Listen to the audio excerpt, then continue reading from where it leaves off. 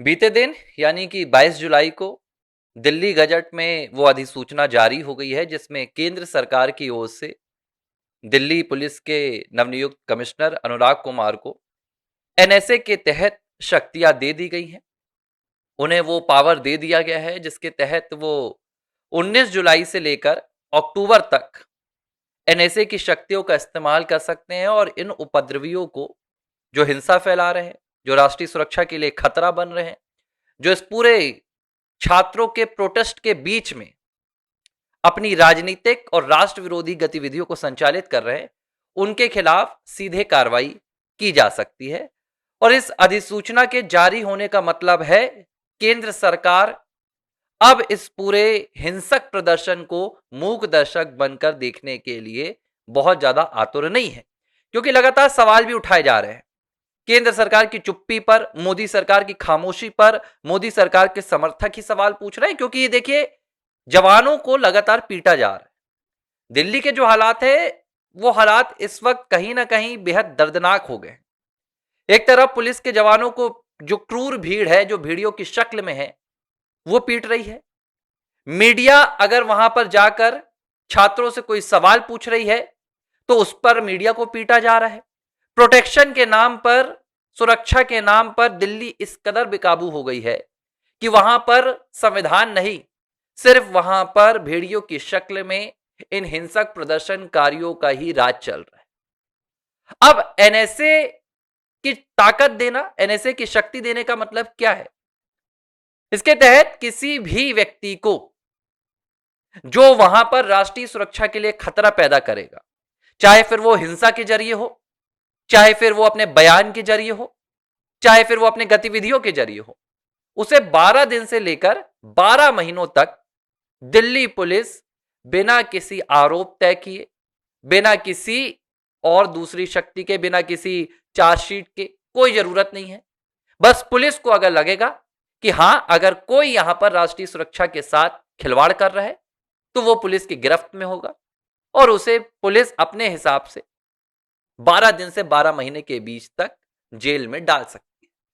और इस शक्ति को देने का मतलब है कि कहीं ना कहीं अब केंद्र सरकार ये मानने लगी है कि ये जो शुरुआत हुई थी 20 जुलाई को संसद मार्च की, वो सिर्फ छात्रों के आंदोलन का एक गुस्सा नहीं था, वो सिर्फ छात्रों का आक्रोश नहीं था, बल्कि वो एक सुनियोजित साजिश थी।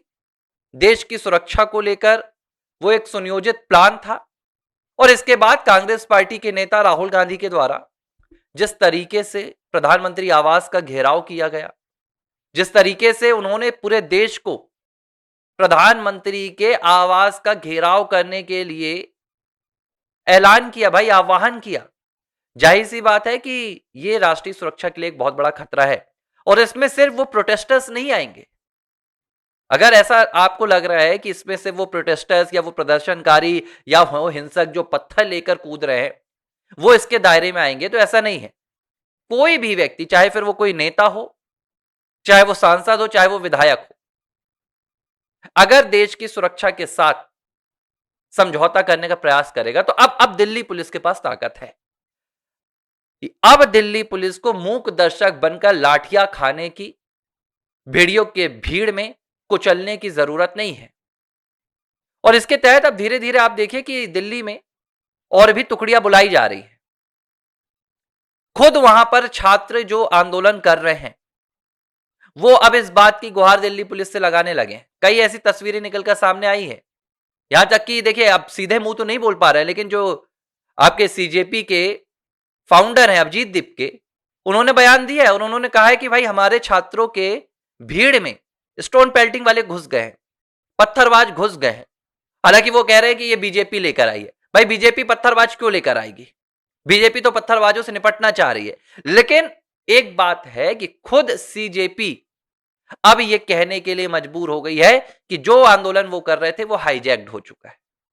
अब कहां से लोग पहुंच रहे हैं, कौन से अपराधी पहुंच रहे हैं, कौन से क्रिमिनल पहुंच रहे हैं, किसी को कोई खबर नहीं है। एक तरफ वो निहंग सिख पहुंच रहे हैं तो वो तलवारबाजी कर रहे हैं, दूसरी तरफ कुछ पत्थरबाज पहुंच रहे हैं जो नकाब पहने हुए हैं। सीजेपी के कुछ छात्रों के साथ उनका आपस में टकराव हो रहा है। स्थिति ये बन गई है कि एक व्यक्ति पत्थर लेकर दौड़ रहा है, 4 व्यक्ति पत्थर लेकर दौड़ रहे हैं, एक व्यक्ति उसे रोक रहा है।